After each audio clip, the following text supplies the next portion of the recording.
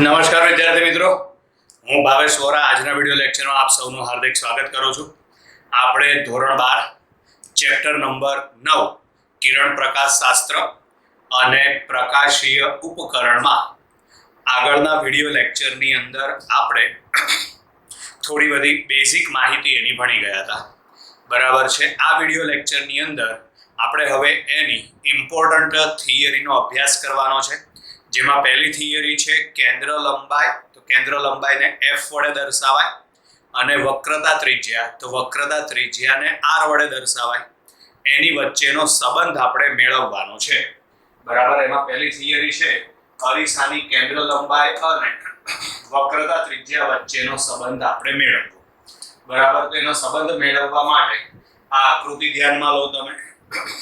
એના માટે આપણે એક આપાત કિરણ ધ્યાનમાં લઈએ. બરાબર. આ એક આપાત કિરણ આપણે ધ્યાનમાં લીધું. આ આપાત કિરણ એ મુખ્ય અક્ષને સમાંતર છે. પરિણામે આ કિરણ એ પરાવર્તન પામીને મુખ્ય કેન્દ્ર F માંથી પસાર થશે. એટલે આ કિરણ અહીંથી પરાવર્તન પામીને આ રીતે મુખ્ય કેન્દ્ર F માંથી પસાર થશે. હવે આ જે કિરણ છે આપાત કિરણ એ અરીસા પર કયા બિંદુએ આપાત થાય છે? તો કે અરીસા પર M બિંદુએ આપાત થાય છે. આ વક્રતા કેન્દ્ર C છે. આ વક્રતા કેન્દ્ર C માંથી આપણે લંબ દોરી દઈએ. આગળ પણ આપણે કીધું હતું વક્રતા કેન્દ્ર C માંથી અરીસાની સપાટી પર કોઈ પણ જગ્યાએ તમે આ દોરી દો એટલે સપાટીને દોરેલો લંબ જ થાય. એનું કારણ કે બરાબર આ બધી થશે વક્રતા ત્રિજ્યા. બરાબર.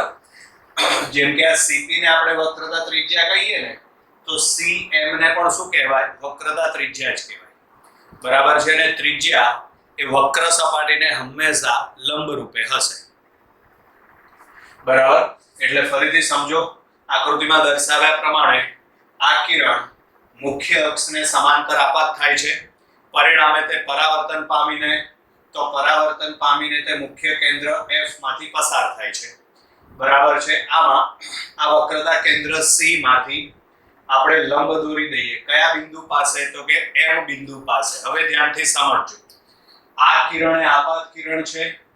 આ ડોટેડ લાઈન એ સપાટીને દોરેલો લંબ છે. પરિણામે અહીં આગળ જે ખૂણો બનશે, ઉપરનો ખૂણો, એને આપાત કોણ કહેવાય. કારણ કે આપાત કોણની વ્યાખ્યા વિચારો. આપાત કિરણ અને સપાટીને દોરેલા લંબ વચ્ચેનો ખૂણો, તેને આપાત કોણ કહેવાય. બરાબર. તો અહીં આગળ આ આપાત કિરણ છે અને આ ડોટેડ લાઈન એટલે સપાટીને દોરેલો લંબ છે. બંને વચ્ચેનો આ ખૂણો એટલે આપાત કોણ કહેવાય. નીચેનો આ ખૂણો એટલે પરાવર્તન કોણ કહેવાય. આપણે નિયમમાં ભણી ગયા છીએ આપાત કોણ અને પરાવર્તન કોણ બંને સમાન મૂલ્યના હોય છે. એટલે આ બંને ખૂણા થીટા માપના આવશે. ઉપરનો જે ખૂણો બનશે તે આપાત કોણ બનશે અને નીચેનો ખૂણો એ પરાવર્તન કોણ બનશે. હવે અહીં આગળ આ z બને છે. જુઓ તો. બરાબર. આ રીતે આમ z બને એટલે આ ખૂણો થીટા, આ ખૂણો પણ થીટા. એવી જ રીતે હવે બીજો z અહીં આમ બનશે આ રીતે. બરાબર. આ રીતે આમ z બને. પરિણામે આ ટોટલ ખૂણો કેટલો થશે? 2 થીટા. તો આ ખૂણો પણ 2 થીટા માપનો થશે. બરાબર. આ થીટા છે. પરિણામે આ થીટા થશે. આ 2 થીટા છે એટલે આ ખૂણો પણ 2 થીટા માપનો થશે. બરાબર. હવે ચલો એનું લખાણ સમજીએ. તો એમાં છે આકૃતિમાં દર્શાવ્યા મુજબ CA અરીસાનું વક્રતા કેન્દ્ર છે, F એ મુખ્ય કેન્દ્ર છે અને P એ ધ્રુવ છે. બરાબર. પછી આગળ છે મુખ્ય અક્ષને સમાંતર કિરણ અરીસા પર M બિંદુએ આપાત થાય છે. અરીસા પર M બિંદુએ આપાત થાય છે. પછી CM એ શું છે? CM એ સપાટીને દોરેલો લંબ છે. ધારો કે આપાત કોણ કેટલા માપનો છે? આ ખૂણો. તો આપાત કોણ થીટા માપનો છે. પરિણામે આકૃતિ ઉપરથી હવે ધ્યાનથી જુઓ. તો હવે પહેલો કયો ખૂણો લીધો છે આપણે? ખૂણો MCP. તો ખૂણો MCP હમણાં જ આગળ સમજાવ્યું એ પ્રમાણે આ ખૂણો કેટલા માપનો થશે? થીટા. એવી જ રીતે ખૂણો MFP તો એ પણ સમજાવ્યું આપણે ખૂણો MFP 2 થીટા માપનો થશે ખૂણો MCP થીટા માપનો થશે અને ખૂણો MFP 2 થીટા માપનો થશે બરાબર ચલો હવે આકૃતિ ઉપરથી આપણે જોઈએ તો એમાં આપણે પહેલા આ કાટકોણ ત્રિકોણ લઈએ CDM બરાબર આ કાટકોણ ત્રિકોણ લઈએ આપણે CDM બરાબર એમાં આ ખૂણો કેટલા માપનો છે થીટા તો બોલો એમાં tan થીટા બરાબર શું લખાય તો tan થીટા બરાબર સામેની બાજુ એટલે કે MD ભાગ્યા પાસેની બાજુ એટલે કે CD આ થીટા આપણે ધ્યાનમાં લઈએ તો tan થીટા બરાબર શું આવશે સામેની બાજુ એટલે કે MD ભાગ્યા પાસેની બાજુ એટલે કે CD તો આકૃતિ ઉપરથી tan થીટા બરાબર MD CD ચલો એવી જ રીતે આપણે આ 2 થીટા ધ્યાનમાં લઈએ તો બોલો એમાં tan 2 થીટા બરાબર શું આવે સામેની બાજુ ભાગ્યા પાસેની બાજુ તો એમાં સામેની બાજુ આવશે MD અને પાસેની બાજુ આવશે FD તો અહીં આગળ tan 2 થીટા બરાબર સામેની બાજુ MD અને ભાગ્યા પાસેની બાજુ એટલે કે FD અહીં આગળ આપણે પેરેક્સિયલ કિરણો માટે ગણતરી કરવાની છે તો એમાં તમને પ્રશ્ન એ થાય કે પેરેક્સિયલ કિરણ એટલે શું તો યાદ રાખવાનું પેરેક્સિયલ કિરણ એટલે મુખ્ય અક્ષની નજીક જે કિરણ આપાત થાય તેને પેરેક્સિયલ કિરણ કહે છે મુખ્ય અક્ષની નજીક આપાત થતા કિરણને પેરેક્સિયલ કિરણ કહે છે એટલે જો આ કિરણ મુખ્ય અક્ષની નજીક લઈ લેવામાં આવે તો આ જે ખૂણા છે એ અત્યંત નાના બનશે અને જો ખૂણો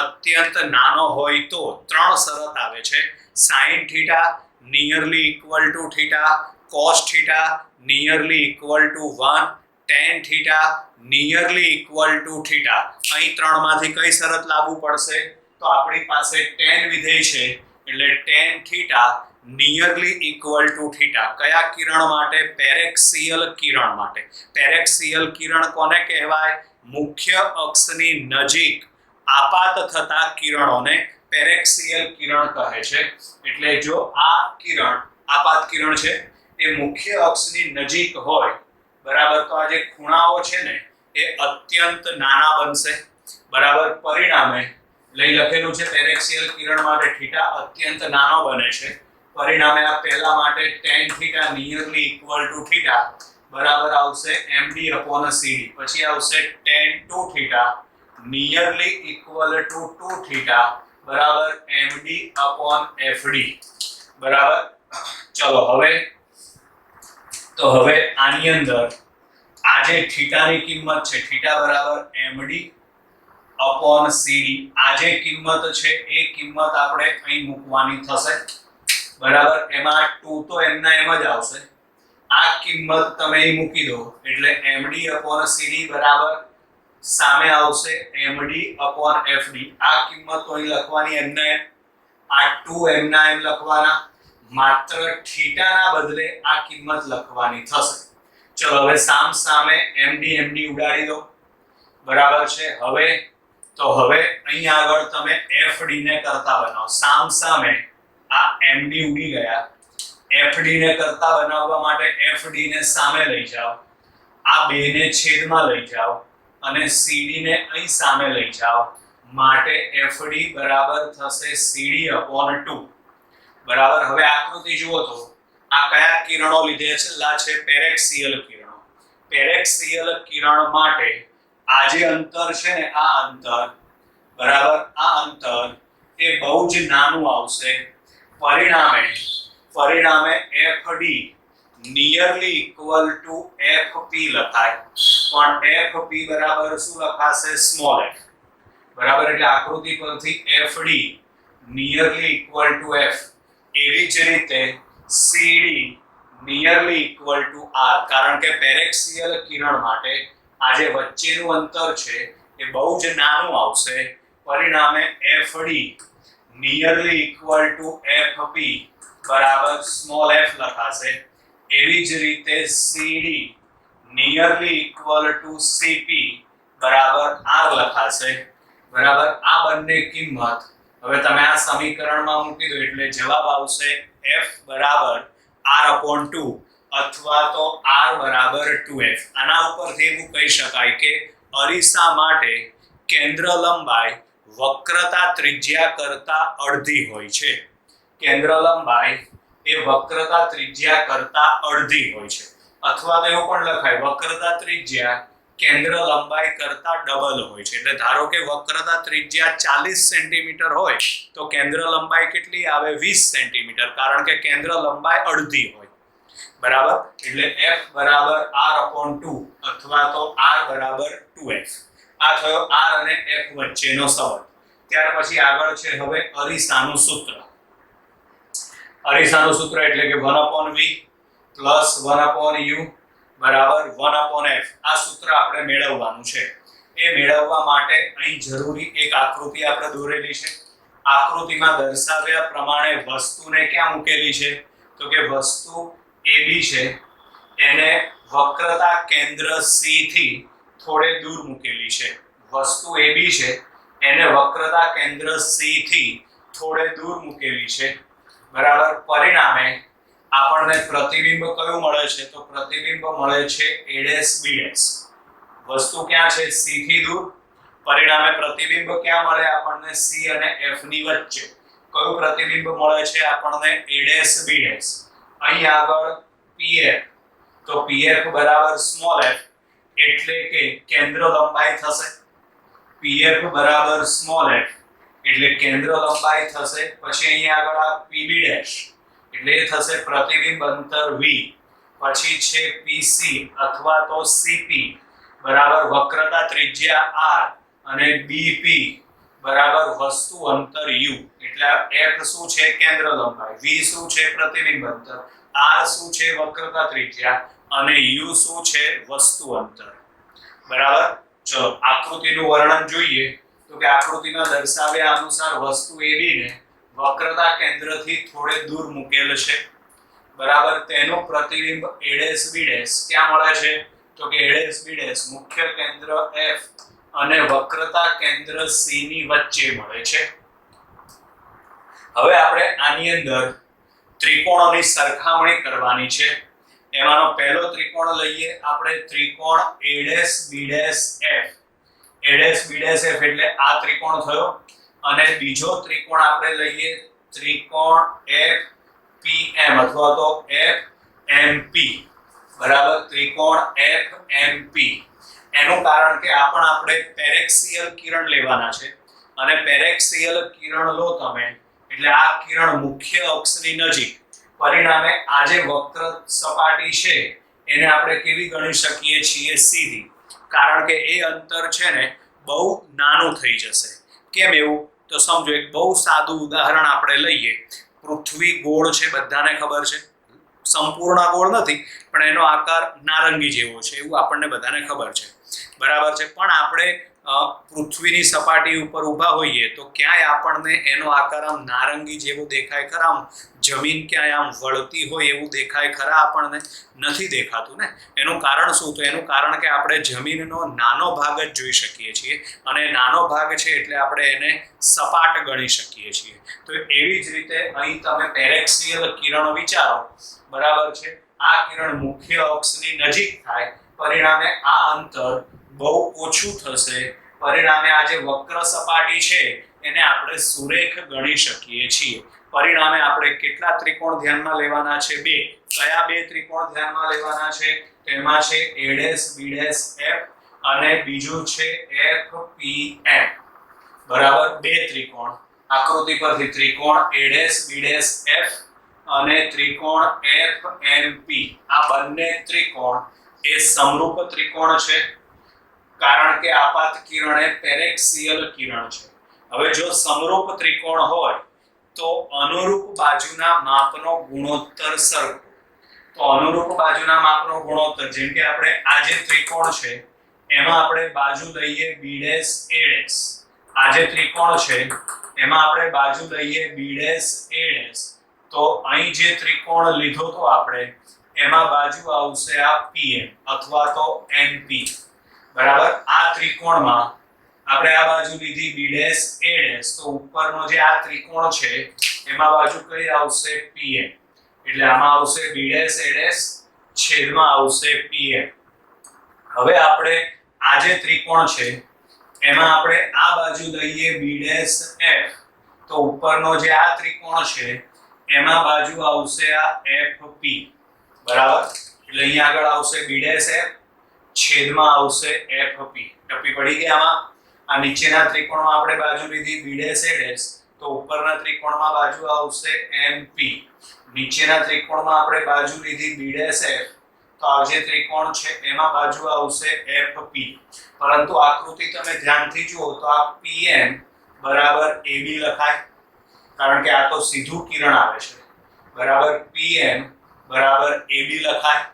તો અહીં આગળ આકૃતિ ઉપરથી જો pm બરાબર ab, તો અહીં આગળ જ્યાં pm છે ત્યાં આપણે શું મૂકી દઈએ ab, બાકી બધી કિંમતો એમના એમ જ છે. ક્લિયર? આને આપણે આપી દીધું સમીકરણ નંબર 1. હવે આપણે બીજા બે ત્રિકોણ, બરાબર, એમાં આપણે ત્રિકોણ લઈશું ત્રિકોણ abp અને ત્રિકોણ a dash b dash p. ધ્યાનથી જુઓ, ત્રિકોણ abp અને ત્રિકોણ a dash b dash p. એમાં પણ અનુરૂપ બાજુના માપનો ગુણોત્તર સરખો. સમરૂપ ત્રિકોણ થશે ત્રિકોણ abp અને ત્રિકોણ a dash b dash p. એ પણ સમરૂપ ત્રિકોણ થશે, એમાં અનુરૂપ બાજુના માપનો ગુણોત્તર સરખો. તો ચલો એમાં આપણે આ બાજુ લઈએ b ડેશ a ડેશ, તો ઉપરના ત્રિકોણમાં બાજુ આવશે ba, તો અહીં આગળ b ડેશ a ડેશ છેદમાં આવશે ba. પછી આ જે નાનો ત્રિકોણ છે એમાં આપણે બાજુ લઈએ b ડેશ p, તો મોટા ત્રિકોણમાં બાજુ આવશે bp, એટલે અહીં b ડેશ p છેદમાં આવશે bp. આપણે બે ત્રિકોણ લીધા abp a dash b dash p, એમાં અનુરૂપ બાજુના માપનો ગુણોત્તર સરખો, કારણ કે બંને સમરૂપ ત્રિકોણ છે એટલે આપણને આ સૂત્ર મળશે. હવે આમાં સમીકરણમાં બંને સમીકરણમાં ડાબી બાજુ સરખી છે. જુઓ, બંનેની ડાબી બાજુ સરખી છે. b ડેશ a ડેશ છેદમાં ab, b dash a dash છેદમાં ab. પરિણામે બંનેને સરખાવી દો. બંનેને સરખાવી દો એટલે આ જે પહેલું સમીકરણ છે એની આ જમણી બાજુ મેં અહીં આગળ લખી. પછી આ બીજું સમીકરણ છે એની જમણી બાજુ મેં અહીં આગળ લખી, બરાબર. હવે આકૃતિ જુઓ તો અહીં આગળ b ડેશ f છે. આકૃતિ જુઓ તો આ b ડેશ f બરાબર b dash p minus fp લખાય. આ b ડેશ f છે ને, એના બદલે શું લખાય b dash p minus fp. તો અહીં આગળ b dash p minus fp. બાકીની ત્રણે ત્રણ કિંમતો એમના એમ છે, ખાલી ઉપર છે આ b ડેશ f, એના બદલે જ આપણે આ કિંમત લખવાની છે, બાકી તો એમના એમ જ છે. ચલો હવે આપણે બધાની કિંમત આમાંથી મૂકી દઈએ.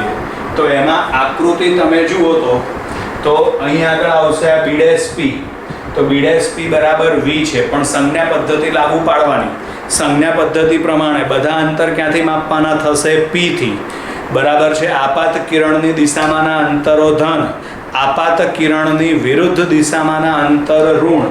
તો આ જુઓ તો આ v છે ને એ આપાત કિરણની વિરુદ્ધ દિશામાં થશે એટલે માઈનસ, એટલે અહીંયા આગળ b ડેશ p બરાબર માઈનસ v. એવી જ રીતે fp બરાબર f, એ પણ આપાત કિરણની વિરુદ્ધ દિશામાં થશે, પરિણામે એને પણ માઈનસ લેવાનું. એવી જ રીતે આ bp આપાત કિરણની વિરુદ્ધ દિશામાં થશે એટલે માઈનસ u લેવાનું. એટલે b ડેશ p બરાબર માઈનસ v, fp બરાબર માઈનસ f અને bp બરાબર માઈનસ u. આ ત્રણે ત્રણ કિંમત આ સમીકરણમાં મૂકી દો. તો સૌથી પહેલા તમારે કોની કિંમત લખવાની? b dash p. તો b ડેશ p ની કિંમત છે માઈનસ v, લખી નાખી. પછી છે fp, આગળ માઈનસ છે, fp બરાબર તમે લખો માઈનસ f, અને આ સમીકરણનું માઈનસ એટલે માઈનસ માઈનસ પ્લસ f થશે, છેદમાં fp. તો fp બરાબર આ માઈનસ f લખ્યા. પછી છે આ b ડેશ p, તો b ડેશ p બરાબર આ માઈનસ v લખ્યા, છેદમાં છે bp. તો આ bp બરાબર માઈનસ u લખ્યું. હવે આ માઈનસ માઈનસ ઉડી જાય, બરાબર, એટલે આ v અપોન u મેં લખી નાખ્યા. આ જે -f છે એને તમે બંનેના છેદમાં અલગ અલગ મૂકી દો એટલે આ -v છેદમાં -f અને અહીંયા થઈ જશે -f/f. આ ઉડી જાય એટલે 1 આવે, આમાં માઇનસ માઇનસ ઉડી જાય એટલે v/f આવે. આ -1 આ v/u એમના એમ. હવે તમે આખા સમીકરણને v વડે ભાગી નાખો. આખા સમીકરણને v વડે ભાગતા ચલો v વડે ભાગો, અહીં v વડે ભાગો તો v ઉડી જાય, 1/f બાકી વધે. અહીં v વડે ભાગો એટલે 1/v થઈ જાય, બરાબર. અહીં v વડે ભાગો એટલે v ઉડી જાય એટલે 1/u આવે. હવે આ સમીકરણને તમે વ્યવસ્થિત ગોઠવી દો. વ્યવસ્થિત ગોઠવવા માટે આમાં જે આ 1/v છે એને સામે લઈ જાઓ તો એ માઇનસ છે તો શું થઈ જશે પ્લસ, એટલે સમીકરણ થશે 1/v પ્લસ 1/u બરાબર 1/f. અરીસાનું સૂત્ર આપણને મળી ગયું, બરાબર. એટલે આ અરીસાનું સૂત્ર આપણે મેળવ્યું. હવે આગળ છે મોટવણીની થિયરી. મોટવણીની થિયરીમાં તમારે આકૃતિ આ જ ધ્યાનમાં લેવાની છે એટલે મેં ફરી વખત એ આકૃતિ દોરેલી નથી, બરાબર છે. સૌથી પહેલા મોટવણીની વ્યાખ્યા: પ્રતિબિંબ ઊંચાઈ h' અને વસ્તુ ઊંચાઈ h ના ગુણોત્તરને રેખીય મોટવણી કહે છે. પ્રતિબિંબ ઊંચાઈ h' બરાબર અને વસ્તુ ઊંચાઈ h ના ગુણોત્તરને રેખીય મોટવણી કહે છે. તમને પરીક્ષામાં મોટવણી વિશેની માહિતી પૂછાય, થિયરી પૂછાય, તમારે આકૃતિ દોરવી પડે, બરાબર. ચલો, એટલે વ્યાખ્યા ઉપરથી એનું સૂત્ર શું આવશે? m બરાબર h'/h. હવે આકૃતિમાં આપણે બે ત્રિકોણ લેવાના છે, ત્રિકોણ ABP અને ત્રિકોણ A'B'P. આ બંને સમરૂપ ત્રિકોણ છે. આમાં પણ એ લખ્યું છે ABP A'B'P સમરૂપ ત્રિકોણ. અહીં પણ એ જ છે, ABP અને A'B'P સમરૂપ ત્રિકોણ છે. પરિણામે અનુરૂપ બાજુના માપનો ગુણોત્તર સરખો. તો એમાં આપણે બાજુ લઈએ B', તો આ ત્રિકોણમાં આવશે BA. આ ત્રિકોણમાં આપણે બાજુ લઈએ B'P, તો મોટા ત્રિકોણમાં આવશે BP. એનું એ જ સમીકરણ લખવાનું છે. એટલે B' છેદમાં AB બરાબર B'P છેદમાં આવશે BP. ચલો હવે આની કિંમત લખો તો એમાં B', A' બરાબર શું આવશે? h'. પણ સંજ્ઞા પદ્ધતિ પ્રમાણે વિચારો તો મુખ્ય અક્ષને ઉપર તરફના અંતરો ધન લેવાના અને મુખ્ય અક્ષને નીચે તરફના અંતર ઋણ લેવાના. એટલે આ કઈ બાજુ છે? તો આ નીચેની બાજુ છે એટલે માઇનસ આવશે. એટલે અહીં આગળ લખાશે આ -h'. પછી આકૃતિ જુઓ તો AB અથવા તો BA, તો BA બરાબર h આવશે જે મુખ્ય અક્ષને ઉપર તરફ છે. એટલે અહીં આગળ આ BA બરાબર h આવશે. આ બરાબર એમના એમ. આકૃતિ જોજો, સંજ્ઞા પદ્ધતિ લાગુ પાડવાની છે. B'P, તો B'P બરાબર v છે, પણ બધા અંતર ક્યાંથી માપવાના? P થી. આપાત કિરણની વિરુદ્ધ દિશામાંના અંતર ઋણ લેવાના. તો આમાં v છે ને ઋણ આવશે કારણ કે આપાત કિરણની વિરુદ્ધ દિશામાં છે. એટલે અહીંયા આગળ B'P બરાબર -v. એવી રીતે BP બરાબર -u. ચલો આ માઇનસ માઇનસ ઉડી જાય, બરાબર. આ જે માઇનસ નિશાની છે એ તમે સામે આપી દો એટલે h'/h બરાબર -v/u. હવે આ m ની કિંમત તમે અહીં આગળ મૂકી દો તો માટે મોટવણીનું સૂત્ર આવશે m બરાબર -v/u. m બરાબર શું આવશે? -v/u. આ મોટવણીનું સૂત્ર આપણને મળી ગયું. m બરાબર -v/u. હવે MCQ માટેની એક વસ્તુ છે એ ધ્યાન રાખજો તમે લોકો, બરાબર. અહીં આગળ લખું છું, જો માનાંકમાં m ગ્રેટર ધેન 1 હોય એટલે કે મોટવણીનું મૂલ્ય 1 કરતાં મોટું હોય તો એનો મતલબ એમ થાય કે પ્રતિબિંબ વસ્તુ કરતાં મોટું મળે છે. જો માનાંકમાં m ગ્રેટર ધેન 1 હોય તો આ વખતે આનો મતલબ એમ થાય કે પ્રતિબિંબ છે ને એ વસ્તુ કરતાં મોટું મળે છે. જો માનાંકમાં m બરાબર 1 હોય તો આનો મતલબ એમ થાય કે પ્રતિબિંબ વસ્તુ જેટલું જ મળે છે. અને જો માનાંકમાં m લેસ ધેન 1 હોય તો આનો મતલબ એમ થાય કે પ્રતિબિંબ છે ને એ વસ્તુ કરતાં નાનું મળે છે. બરાબર? આ MCQ માટે, દાખલા માટે યાદ રાખજો. m ગ્રેટર ધેન 1 હોય તો એનો મતલબ એમ થાય કે પ્રતિબિંબ વસ્તુ કરતાં મોટું મળે છે. m બરાબર 1 હોય તો એનો મતલબ એમ થાય કે પ્રતિબિંબ વસ્તુ જેટલું મળે છે. m લેસ ધેન 1 હોય તો એનો મતલબ એમ થાય કે પ્રતિબિંબ વસ્તુ કરતાં નાનું મળે છે.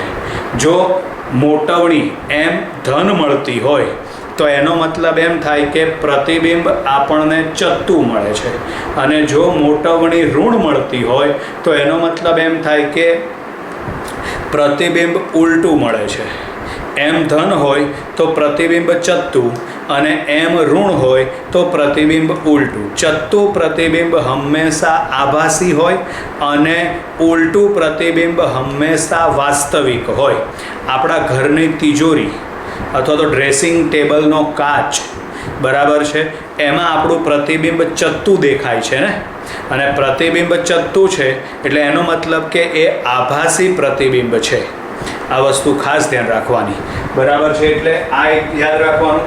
બરાબર? m ગ્રેટર ધેન 1 તો આનો મતલબ પ્રતિબિંબ છે ને એ મોટું મળશે. m બરાબર 1 એટલે આનો મતલબ પ્રતિબિંબ વસ્તુ જેટલું મળશે. m લેસ ધેન 1 એટલે એનો મતલબ પ્રતિબિંબ વસ્તુ કરતાં નાનું મળશે.